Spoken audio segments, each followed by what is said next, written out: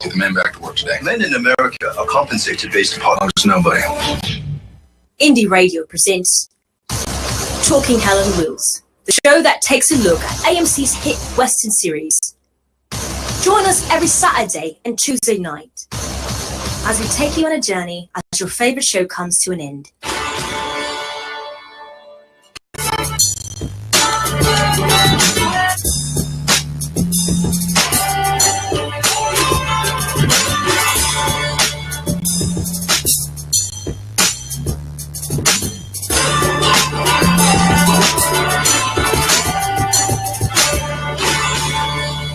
And now, here are your hosts, Yardley and Kinte. Hello, and welcome to an all-new episode of Talking Hell on Wheels. I am one of your hosts, Kinte, all the way live from Los Angeles, California. I am here joined by the one and only militant marker himself, Yardley. How you doing, Yardley? You know what? I'm doing great, man. And isn't it kind of crazy that the years that we've been doing this show, now that we're rounding the bend with only a couple of episodes left, doesn't it seem kind of weird knowing that this thing is about to wrap up? It's very, very weird. It's very surreal. This show has been a part of what we've done here at Indie Radio now for, this is the third year, right, that we've been doing. And, obviously this show means a lot for us, to us. And, as we've been saying, it's bittersweet, but we have so much that we're going to bring to the audience in these last several weeks of the show. And I'm happy to be a part of this ride, man. Yeah, you know what? I definitely have to say that I'm excited. And with only having 2 episodes left, I think even though the Next Dawn preview didn't really reveal a lot, did you expect any mass carnage to happen in these next 2 episodes? I do, man. It's like, you know what they say about the closeout sale. When the store is closing, everything must go. So I expect there's going to be some blood. There's going to be blood on the railroad. So, okay. And I'm looking forward to it, man. Why not? I don't think they're going to do a reunion show later on. I think this is pretty much these last 2 episodes is it. So why not, man? Everybody can check out, and why not? It's the last episode. Well, you know what, man? I'm definitely excited to see what's going to happen, but I think I'm even more excited to get a lot of the players from the show on our show to kind of close this thing out, man. So, you know what? It's going to be fun, but what we have to do is we have to stay in the present and take care of what we have in our face, man. So why don't we bring in Tim and get this thing rolling? Let's do it. The director of tonight's episode, the one and only Tim Southam. How you doing, Tim? Oh, hi. Good. How are you? I'm excellent, man. I'm happy. I'm here in Los Angeles and just saw another really great episode. And, I might have to call this episode, I'm going to rename this episode I'm going to call this one The Return of Cullen Bohannon. Killer Cullen tonight. He went on a spree. Yeah, he did. Yeah. Old school Cullen. Yeah. To his disappointment, I think. I think he felt this wasn't a step forward. Yeah. But, for us fans, we're crazy. So we enjoyed it quite a bit. Well, it's true. And once again, I actually have to piggyback off some of the things that we were talking about in the pre-chat. It was definitely a great episode. And to kind of piggyback off of what you just said, it does seem ironic with the journey that the character Cullen Bohannon has had all of these seasons, that with things winding down, when he finally admits that he loves somebody, it's kind of ironic that person leaves to protect him, and it turns out they didn't have to. Yeah, he really can't catch a break. It was good that he admitted that, that the other times where he felt he'd been abandoned by people, in fact, he'd walked away from them. Yeah. And that he was committed in this case not to walk away from Mei Fong. It was a big breakthrough, and not a great reward in the end, was it? No. And also, he's right in there with the Say Up company now. They know what he did, And so the danger is huge, and I'm not sure that May taking off is actually, protecting him all that well. Yeah. Well, how did you feel about that, Kente? About that point in the show with May's departure, man? Was that satisfying to you, or do you feel like they could have taken that a little bit further out? Honestly, I don't know if you felt like this. I thought that Cullen was going to go in there and she would have maybe killed herself, or maybe they got to her, or something like that. I was expecting her to be dead, and so I was actually happy. I didn't want her character to die, so I was actually happy that she didn't die. So maybe and I'm curious, was that what you guys were hoping that we would think? When Cullen goes through that door. Like, that maybe, because that's what I thought, that she was going to maybe be hanging, maybe, kill herself, Romeo and Juliet type way.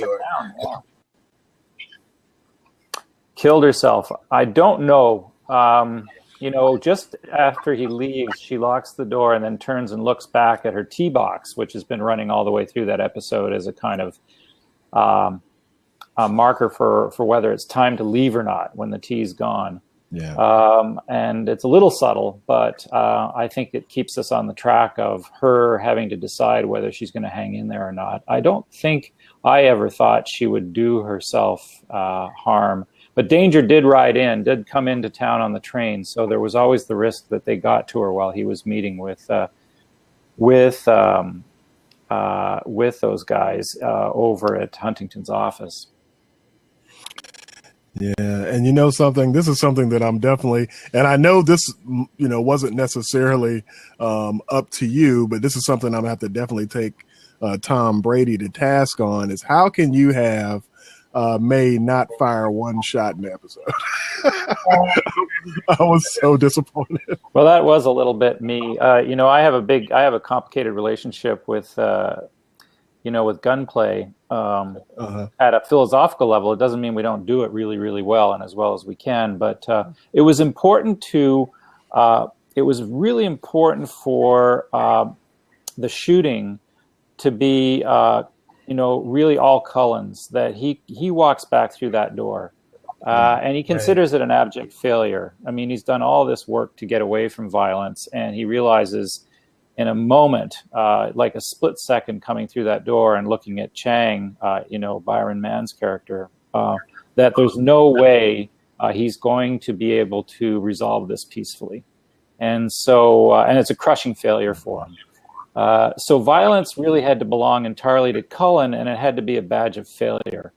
And of course, then, and quite graphic. And you'll note too that sequence where he kills the entire gang, including Chang, happens entirely in May's point of view. We never leave the inside of the saloon, and in fact, we see each of the events either through a window or in silhouette against the canvas of that tent cabin, all in her point of view. And of course, she's left in complete suspense at the end as to who's going to walk through that door once the shooting stops.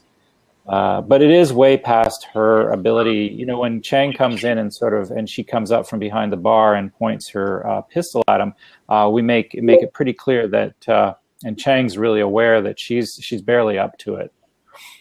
It's just not her thing.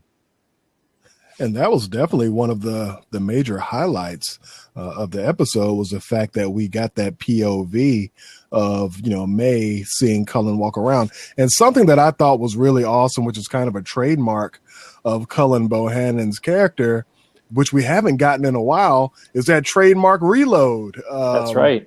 Kente, that was awesome. I don't think that we've seen that. Oh man, it's been a while since we've seen him. What is that? The Griswold pistol that he uses?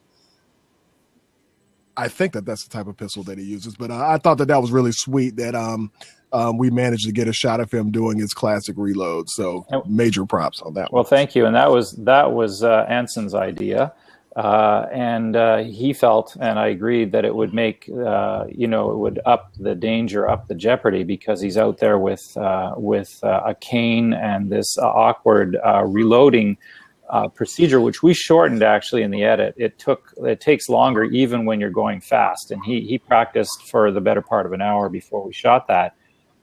It's an interesting insight into I guess even current events, that how in those days how hard it was to kind of stay armed. You had to reload. It takes 2 or 3 minutes to reload even a revolver of that's a pretty advanced revolver for the 19th century. He was down to a knife for a little while there. He was out of bullets. So, you were more vulnerable when you were sort of working out your differences in those days than you may be nowadays. Oh, yeah, absolutely. Not only that, is it kind of takes the pressure down from automatically jumping into a gunfight. I know that we tend to romanticize the West and the violence in the West, but I think getting into something is something that you really had to be calculated about, because things were just not as easy as we tend to make them look on TV. Well, weapons were expensive, bullets were expensive, and except for handguns, of course, most of that weaponry was used to hunt for food. So I think a lot of people were very careful about how they used that stuff. And there was law and order. There was the law. The law was out there. It was pretty sudden justice. It was the army. And of course those were all hanging crimes. So it was a pretty crazy environment. It was both lawless, and the law was problematic too, and not particularly fair. Cullen goes back down the rabbit hole, back into this hell of violence very reluctantly. But his problem isn't so much a fear of reprisal. It's just a moral problem of becoming that guy again, which he's trying to Definitely. And one of the other highlights of the episode, as far as I'm concerned, and I'm going to pass the mic over to Kente, was I really liked the shot of Bohannon and May walking out of the bar, but you also had that close up of Chang with the bullet hole, which was very telling. Eyes open. I thought that was really cool, because it kind of closed out. You kind of realizing that Cullen Bohannon really does care about this individual, but Chang was always someone that I think that Kente and I, we always wondered how he would go out. We knew it would be by the hands of Bohannon at some point, but I never would have thought at the beginning that it would have been as a result, of his relationship with May. That is an interesting point. And, of course, I think it's really worth saying that this episode belonged in so many ways to Byron Mann. Byron had to, make Chang really care about May Fong. In the midst of all of his business dealings and all of his other preoccupations and bringing in thousands of workers, he had to make it a point of honor to recover this person, this piece of property. And the writing is very clever in that it traces his sort of responsibility for prostitutes back to the old country in the prologue, and makes it clear that they will stop at nothing to recover a fugitive. That mixes also with the standoff between Bohannon and Chang, and as soon as Chang realizes that Bohannon cares so much about May Fong, now he knows how to get him. So going after her becomes his way to kind of get Bohannon out and to be able to face off with him as an equal. His biggest problem for many episodes is Bohannon wouldn't take him seriously, wouldn't treat him as an equal. And finally he gets him to, once they're in the saloon, he's very happy because he's finally got him one-on-one, which is where he wanted him. And Bohannon won't even dignify that. He just shoots him right then and there. Yeah. And I thought that was definitely sweet. We always get into certain situations when we're watching TV shows or movies where there's like a lot of drawn out dialogue. And I really love that all of you went the route of, what Cullen did was very immediate. There wasn't really a lot of talking. He knew what he had to do and he did it. And I always respect people when they direct an episode or they write an episode where things are just right to the point. So once again, I have to kind of throw flowers at all of you for not putting us through a lengthy discussion when business was all that there was. It's certainly for a director to be in John Wirth and Tom Brady's working from that script. It's a real gift for the very reason you just raised, which is there's a lot of trust put in the filmmaking. There's a decision there to kind of put it into the visuals and put it into and trust the actors to get us there. So it's a fantastic environment for a director. Absolutely first rate. Now, one other thing that I was very happy about that, I love Westerns. I love martial arts. I love martial arts films as well. And you gave me two things that I love a lot in this episode. We got a Western and a little martial arts. And Chang was a character that I know a lot of people despise. But by the time he checks out, I think a lot of people were, you learned a lot about his character, that he wasn't just some evil person, that he was a guy that, that was created, to be the person that he is. But so I think that was really cool, the way that you guys handled his character, especially in this one. But the scene where he throws down with all those guys and takes them out, that was great. I really enjoyed it. So had you ever had an opportunity to shoot martial arts fight scenes like that before? Yes. And how awesome was that? Yes, and yes, I have, but not in this context. How to make a martial arts scene which seem organic in a Western. And a lot of this came down to Byron. Byron worked very hard with his team. Very hard in rehearsal. This was self-designed with his fight captain. But, Byron has a phenomenal expertise in martial arts filmmaking. First of all, what a joy to get to know his character as and this actor as a phenomenal actor over many episodes, over 2 seasons, really split in 2, season 5, long before we ever get to know him as a martial artist.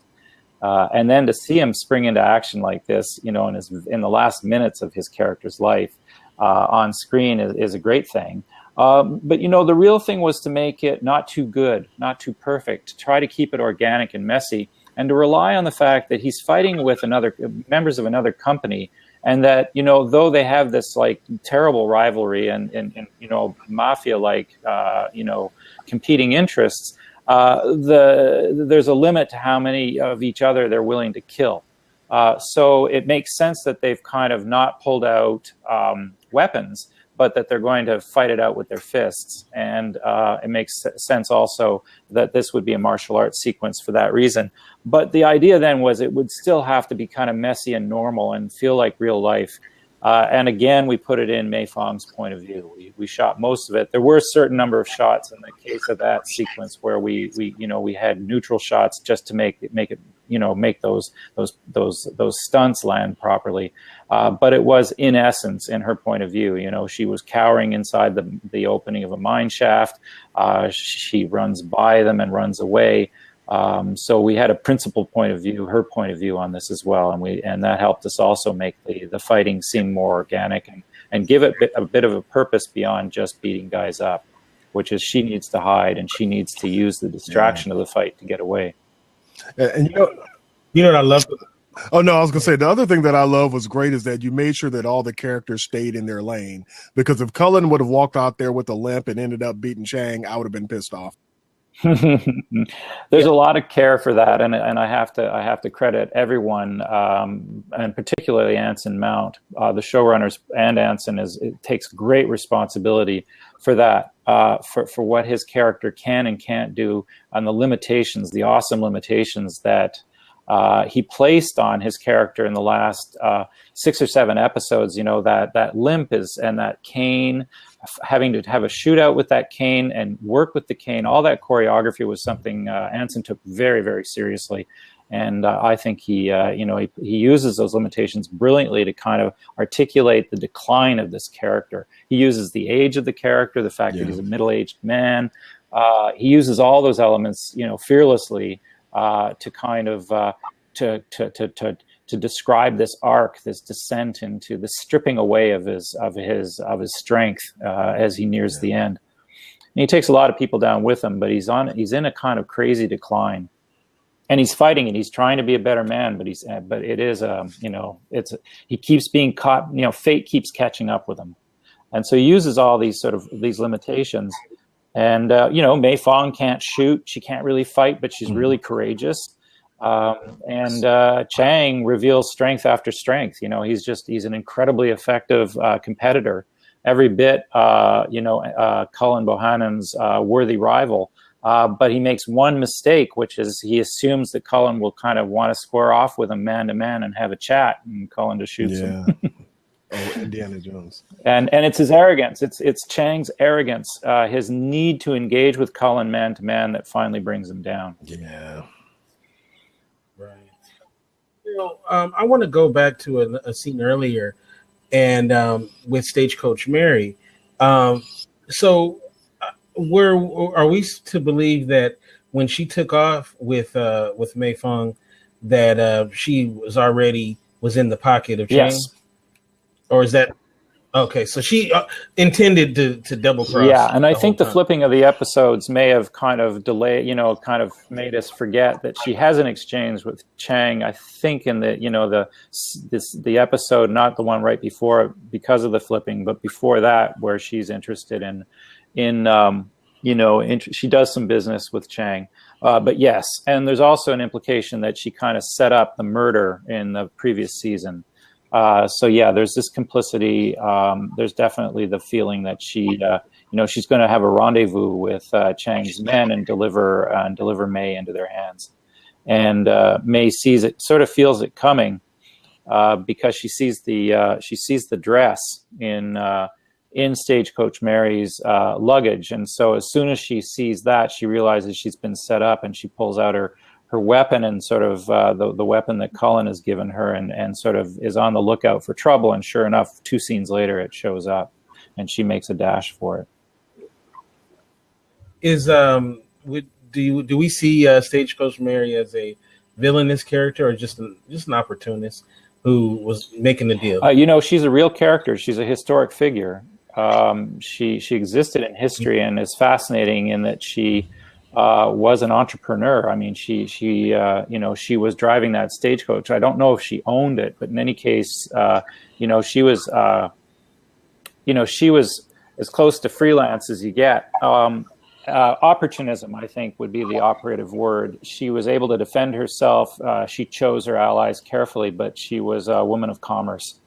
And in that respect, very strong character, and a very early stage of being both a woman and a black woman on the frontier in the late 19th century, and to be that character, I think you have to make your deals where you can. So I think of her as a survivor, and I left that episode not feeling particularly angry at her. I kind of understood that she was prone to making these kind of arrangements. Yeah. And I thought it was good too that I felt that way too, but I was wondering how maybe the audience would take her now after double crossing Cullen as well as Mei Fong. So it's interesting to see where this is going to go from this point forward. Now that this has happened. So we'll find out, I guess, in the last 2 episodes. It's super interesting. The stripping away of these characters is it has this operatic kind of dimension to it, a hugely theatrical kind of dimension. Even though the characters you can smell them, they seem so real, and yet their circumstances and the stories in each episode are so heightened. Now, now you work on quite a bit of TV shows, and I don't know if it's understood. I don't know if people understand, what it's like to be or what an actual job of a TV director is. Because you are not on staff, right? You come in to help out the staff of directors, right? Yes, I'm a freelance director, and so I sort of come on to any show. And needing to learn the culture of that show. It's one of the fun parts. Well, I guess it goes both ways. It can be one of the sort of challenges of this particular version of directing, episodic television directing, but it can also be kind of fun, where you what you do is, open your eyes and learn as quickly as possible. And this was an acute case because, of course, I was coming on board 4 episodes from the very end of the show, and I could have reasonably expected everyone to be very exhausted, maybe bickering, fighting with one another, sort of all worn out and headed for the end. And on the contrary, I sort of entered an environment where there was incredible vitality, enthusiasm, a real commitment to doing it right. Fantastic crew that knew the show cold, a cast that couldn't wait to work every day. Every season also treated a kind of a new theme. The different work gangs were very interesting. There was a kind of a cultural specificity to some of the episodes that I thought were handled really caringly and well. And this was no exception. So I also got to work with actors I hadn't worked with before. I kind of formed a friendship with Byron Mann. But that's also because I would ask for their help. And a director in my position needs to sort of say, okay, this is what I have in mind. This is the kernel of what I think I need to deliver, but then accept a lot of help in terms of ways and means. And I remember very distinctly being, grabbing ideas where I could. There were certain shots we did on the show, which definitely came from suggestions from people who you'd normally think really didn't care about shots, but they would say, "Hey, how about this?" And you almost got the impression this was a shot they'd been thinking would be a really cool shot for the last 3 seasons, and finally we get to do it. Some of the actors had suggestions, and it's my job to kind of go look at my watch, look at the situation, and even with the most senior actors, sort of engage with the idea and see if I think it's going to work, and then have the courage to kind of make a decision one way or the other. And this is a show which respected that prerogative, and that's not always the case. So it was a kind of a fantastic environment to be in. But it starts, unlike sort of doing your own movie, it starts with being a quick, studying and learning as much as you can and listening very carefully to the writers who aren't necessarily on site. In this case, they weren't. And really trying to kind of understand their ambitions for the episode, because that's the job. That's what you're being brought into, which is to, to interpret the goals of these folks who've been at it for, many years in some cases. So there's that kind of the humility of the listening, and then the kind of, you need to have that ability to decide and just go ahead and take the risk, roll the dice, and make those shots, and make those scenes in exactly the way you think works once you've gotten through your prep.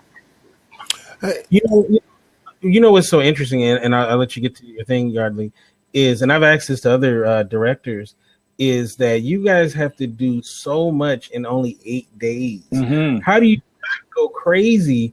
I mean, it's a lot of stuff you guys got to do in 8 days. How do you not go crazy in those 8 days, having to accomplish so much on a TV show? Well, it's a funny trade. I mean, on the one hand, it's a very intuitive. In order to go quickly, you just have to trust your instincts. On the other hand, it's a planner's job too. You're spending all 7 days of your prep planning meticulously, particularly the more challenging sequences like that saloon sequence. You want to have that love of kind of laying it out, storyboarding it, sitting at home, on the weekend and really drawing those shots and going back and photographing it. And we had a great ally in this respect, our DP, Marvin Rush, who every Sunday, who would give each of his Sundays, he was on location like the rest of us in Calgary. None of us, I don't live there. Many of the crew do, but Marvin and I didn't. So on Sundays, we'd go out and really work our way through it and heighten whatever ideas I had. Marvin would bring his contribution to that with, in a slightly lower pressure kind of way, because we have all that day to kind of hang out and just think our way through it.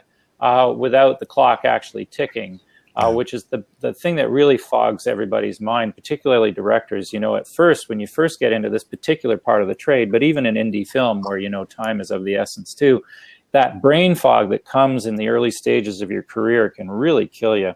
So any amount of preparation, the love of preparation, of research, of kind of walking through it, of getting on the set, of drawing it, of photographing it, all those things really, really matter. And then having the courage on the day to change it all because it's raining or snowing. It snowed, it was August and it snowed one day on our shoot.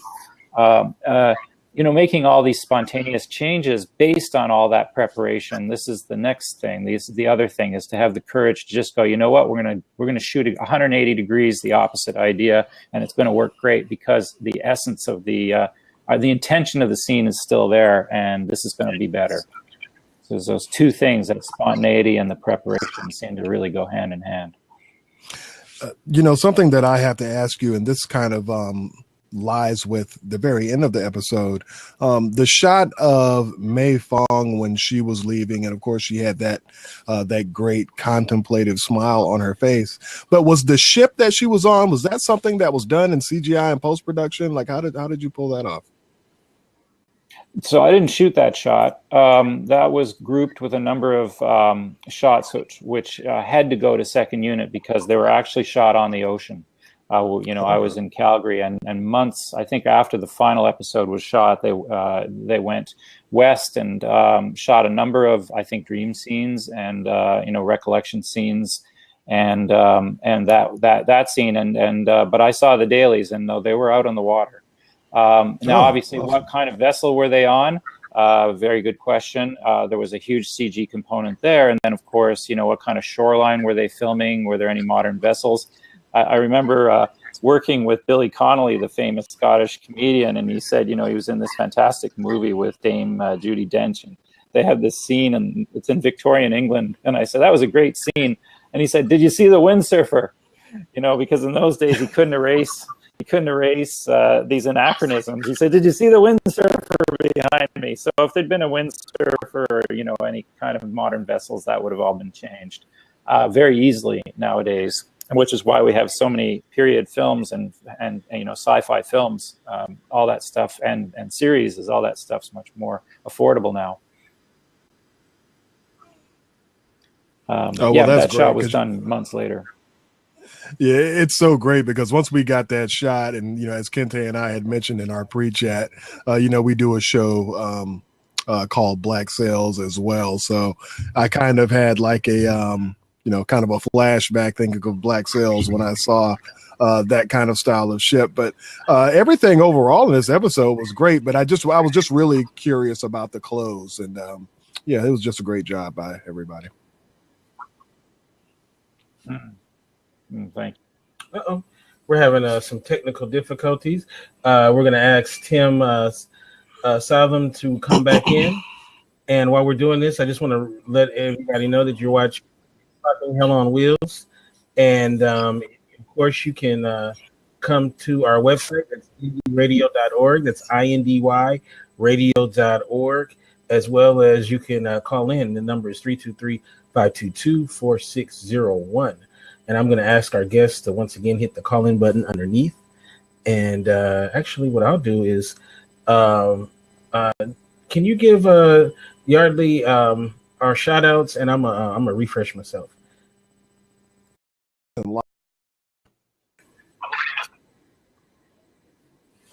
Yeah, you gotta love live video. So we're back, so. One thing I definitely want to talk about with you is now you are directing on many shows, and one show that I haven't had a chance yet to see, and I can't wait to see. Well, actually, a couple of shows. One is Colony. I hear really great things about Colony, as well as the Bates Motel. I want to start off with Colony. What was that like working on that show?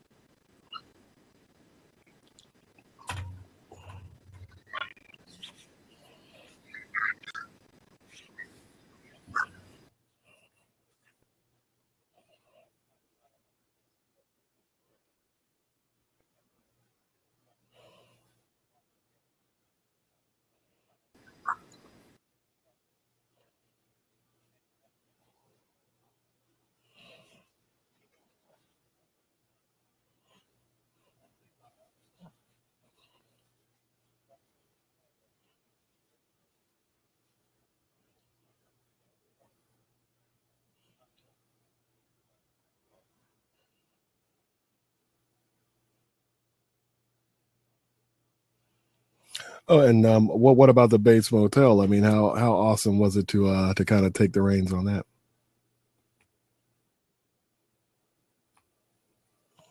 Oh, did you hear me, Tim?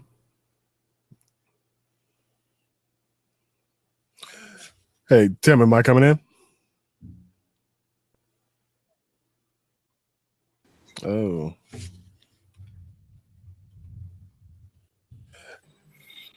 All right. So the Bates Motel, you were telling us about what was it like working on that? Yeah, Bates Motel. So Bates Motel was a show that I'd watched for 2 seasons and couldn't believe how much I loved it. So I did another thing, which is, kind of unique to episodic directing, which is I then kind of got onto this like campaign of stalking everybody involved with the show in order to be able to work on it. I could have spent that precious time trying to make a new movie or, think up my own project. But I was like, no, this is everything. Look at this cast. Look at these scripts. Who are these people? So I began to stalk them, and I went to Vancouver where it was shooting, and I visited the set. I made friends with as many people as possible. I pestered Carrie Aaron and Carlton Cuse, the show's creators, until they finally met me, and I was lucky enough to land an episode on season 3, and couldn't believe my lucky stars. Did that seemed to go okay, so they offered me more work in season 4, and then it turned out that they also needed me needed someone to kind of come and do a little bit of producing work. So I was asked to work as producing director on season 4 with Tucker Gates, the originating director on the show. And so I spent 5 months. I went from spending, the prospect of spending 5 weeks in Vancouver last year to actually moving there and spending 5 months working on the show. And I directed 2 more episodes, which I absolutely love doing. And I'll be going back next season, this fall, to work on the show again as a director. So this is a case of, you're just watching a show on TV and just saying, oh, gee, how could I get involved with this? And it's one of the great things about this era in television is that there's no way you're not going to find a show you love. And then the trick is, how on earth do I ever get involved with this? And that's really hard. And it's so competitive. And I have to say, I feel very, very lucky to have managed to spend some time working with that team. It's a very unique team, wonderful crew too in Vancouver. And then Vera Farmiga and Freddie Highmore and Nestor Carbonell and Max Therio and Olivia Cook, and the list goes on. These actors. So that's a pretty unique situation, and I hope to now. Bates is closing out after season 5. So I hope, I'm watching TV and just hoping and reading scripts, because being, the ground floor of a new series would be awesome. So I'm very, very interested in sort of finding out where the great writers are, where they're working, and trying to kind of get into their world and see if they can make use of me to make these shows come to life. And that's kind of the series. That's kind of the series game. And then there's this new thing emerging, which is not that new, but it's kind of newly popular, which is limited series, miniseries. And there you want to kind of think those things up. It's more like filmmaking. It's more like making your own movie. And you want to talk people into. You want to come up with a really good idea, either write it or work with the writer to get it done, and then make a multi-part movie for one of the services, either the cable services or the streaming services. And this is the new big, fantastic creative opportunity out there for many of us, and that's also very competitive. It is a golden. It's a golden age of television. It is. There's so many platforms now. I think Google, right? Aren't they? Isn't Google working on some sort of platform for streaming? Yeah, I hear they are, and of course, as soon as a new service with deep pockets gets into the game, they'll stop at nothing to make really awesome shows. And that's not exactly a blank check, but it's a fantastic opportunity to do really creative work. Is that moment when those service really wants to make its mark and brand itself. You can be part of a fantastic adventure. The budgets are still pretty tight, and it's still TV. You still have to shoot these things in 8 days, but wow, some of the opportunities are incredible out there. The whole Marvel thing, And some of these character shows like Mr. Robot or Halt and Catch Fire, and Better Call Saul, and I mean these fantastic works of these the kind of writing that we've never seen in television. It's good to be us, really Yardley, because we're getting all this great material. Because I remember TV used to, as you know, Tim, TV used to be like a bad word in Hollywood, and now everybody wants to get on a show, to be on a AMC show, an HBO program, or I mean, it's like it's an honor, and bigger and bigger stars like we just had Woody Harrelson and Matthew McConaughey just did a year on HBO, and more and more bigger names are are coming to the game, and I think it's great. It's probably one of the reasons why I don't go to the theater as much as I used. Well, I noticed that too. I've noticed that when I came into this, my ambition, as all of our ambition was to make feature films, make theatrical movies of my own devising, indie films, and it became harder. That market, that genre seemed to be become harder as we moved into the 21st century. But at the same time, these incredible creative opportunities were growing on the TV side. And so I find that I note, looking back, that I've kind of migrated with that into a fairly satisfying place as a filmmaker. And no one would, there was a time when you wouldn't say the word filmmaker and TV in the same sentence, but that's really not the case anymore. It's a good place to be. The one thing that's really a little different about TV from, say, the movies is but I may be wrong about this too, but there's a lot of teamwork involved. And so it is true that when we talk about, what does it take to be a director in TV, I do think that there has to be this openness, this general openness to really collaborating and listening and gaining and also getting a certain number of people to sign off on your ideas, getting good at pitching your ideas internally, because in the end, it takes a whole organism to get 10 or 13 or 22 of these things out on the schedules we have. And that's a little different. I think that's a little different from what we used to think of as, a film director or a movie director. But that's really it. I think it's a very positive thing. And like you, I also tend to watch everything at home these days. We have these nice big TV sets, and it can make for a very satisfying experience, both in the making and in the watching. So so far so good on the TV front. What? I would be a fool if I didn't ask you this. When you were growing up, we spoke of this in the pre-chat, and we were talking about Westerns, and I think I might have mentioned what type of Westerns might have influenced you. Did you have any favorites growing up, or what were some of the things that drew you into television when you were a young man?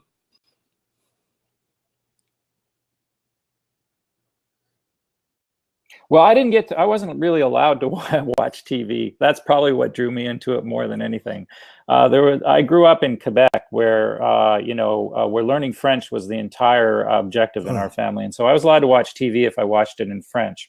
But that applied to a show which I never would have been allowed to watch in English, which was called High Chaparral, which was a relatively violent show, and this was back in the 60s and 70s. Because I watched it on the French channel, I was allowed to watch it. So I got to watch a fair number of shows that probably wouldn't have been available to me as a kid, just because there was this theory that I was learning some French, by watching TV. I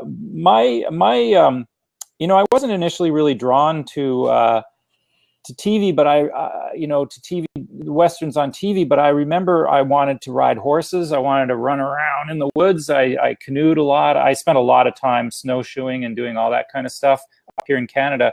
And so anything that involved the land. So Jeremiah Johnson, Butch Cassidy and the Sundance Kid, some of the revisionist Westerns, all the Clint Eastwood films. These all caught my eye. Did you? I think I've lost both of you. Did you lose us? I've got you.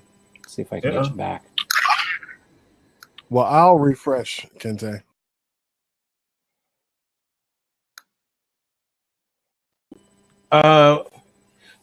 I think I want to ask you though is so what can we expect from you coming up? Any other shows that we should be on the lookout for? But I know you talked about Colony. Was there anything else? Well, I'm pretty enthusiastic about Animal Kingdom, which is a new show on TNT. That was fun to do. That was me kind of learning a lot about Southern California. We shot it in LA and near San Diego and Oceanside. So for me as a northerner, it was kind of interesting to kind of get that Southern California vibe. I really like Colony. I think Colony is a good show. I'll be all summer sort of working on that.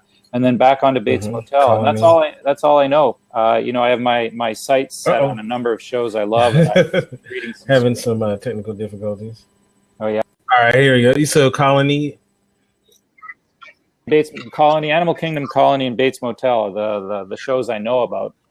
And I'm developing my own stuff, but that's a long ways away. Those take a long time. And Bates Motel is, as I've said before, is something I'm quite proud of.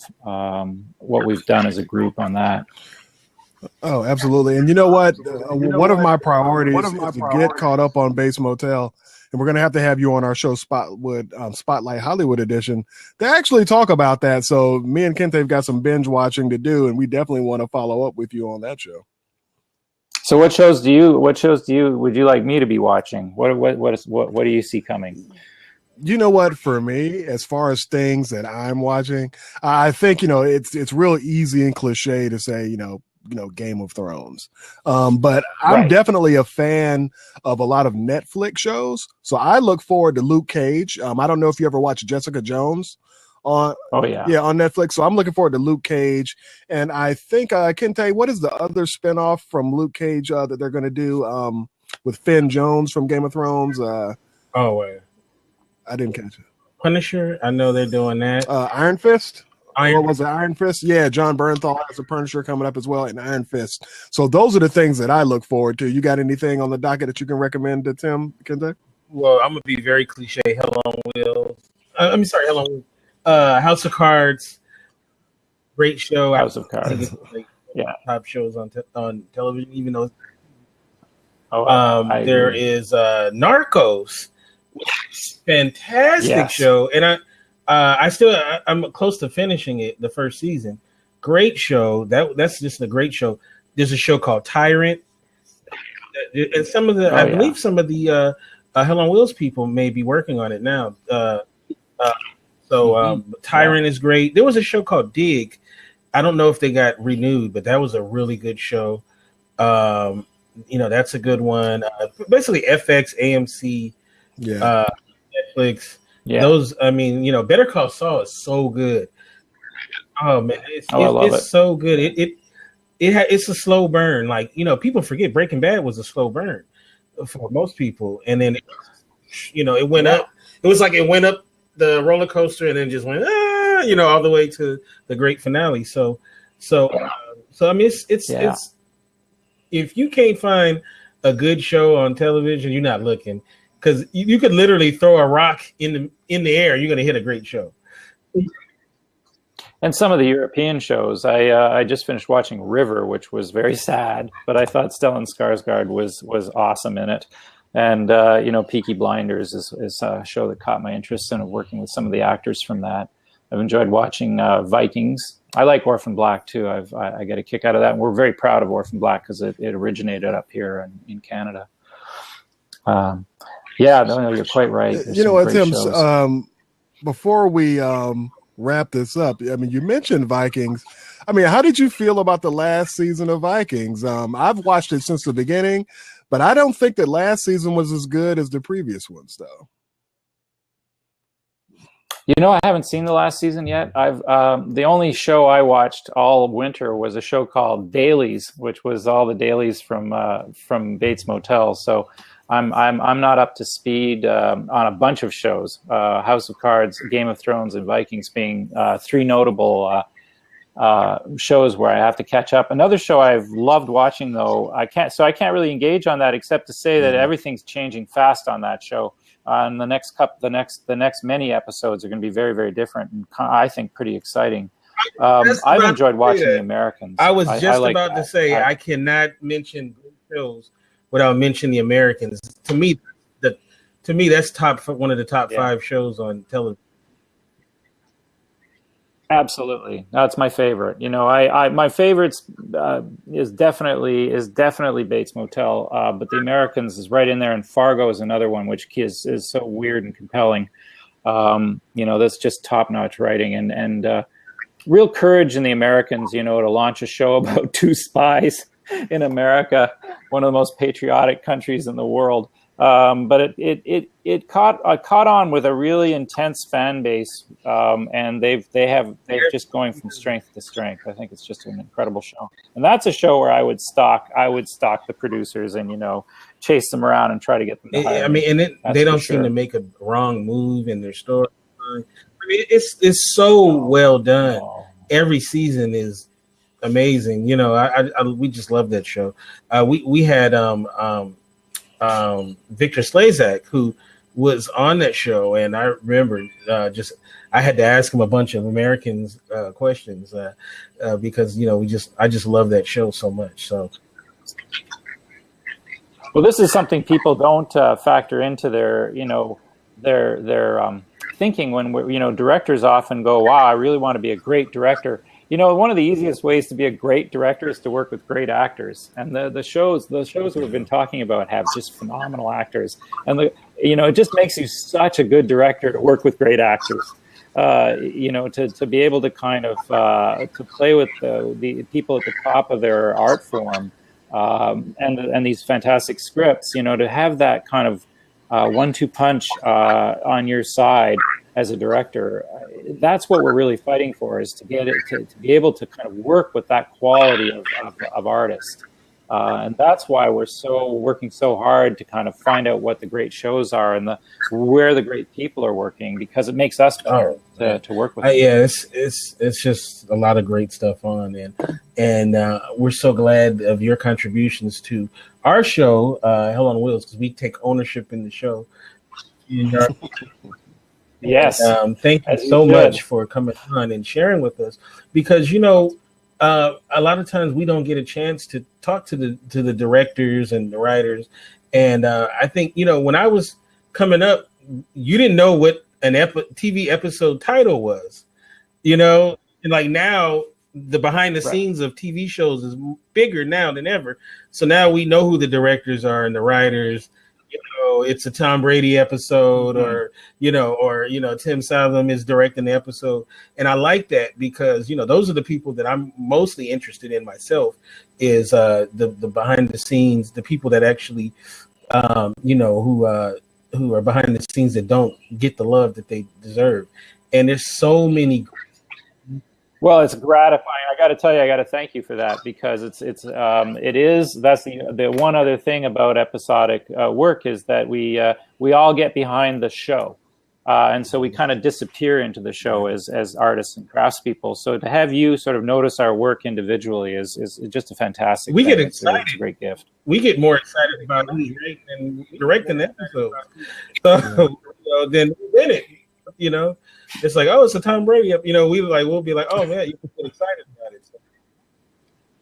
Well, ironically, Tom Brady is now working on Colonies, so I get to interact with him in a completely different world, futuristic world. We've changed centuries by 2 whole centuries. And what's even more awesome is we kind of have a show where we're able to stalk people like yourself. We have a show called the Spotlight Hollywood Edition, so we're definitely going to have to get you on that show and to talk about all the great things that you've got going on. And we definitely have to give love to everybody who's involved in the show, because I know lots of podcasts tend to just focus on the actors, but let's be real, all of those things don't come together unless you've got great writers and great directors and everybody else who works on the show. So we want to make sure that we show love to everybody, and it's been awesome having you on, and it's definitely going to be cool to talk to you about other projects more in depthly.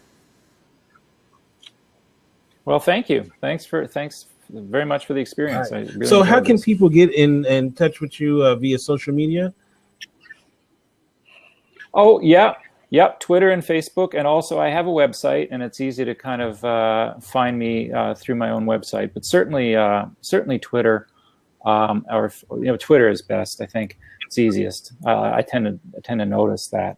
Also, I follow the hashtags for the shows I direct. Like it's like having your own little festival. When your show's on air, you go onto the hashtag and see how you're doing. Sometimes it's most often it's a very positive experience, and sometimes you learn a thing or two.